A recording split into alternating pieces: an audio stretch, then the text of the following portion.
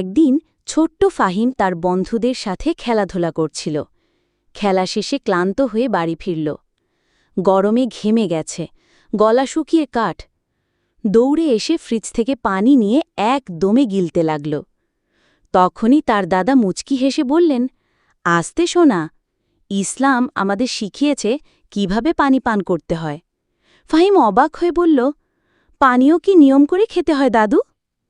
দাদা বললেন, হ্যাঁ, আগে বিসমিল্লা বলি, তারপর বসে বসে ডান হাতে খাই, আর এক চুমুকে না, 3 চুমুকে পান করি।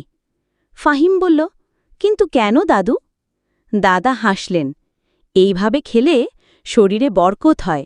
রসুল সাল্লাল্লাহু আলাইহি ওয়াসাল্লাম আমাদের এভাবেই শিখিয়েছেন, আর দ্রুত পানি খেলে শরীরে ক্ষতি হতে পারে।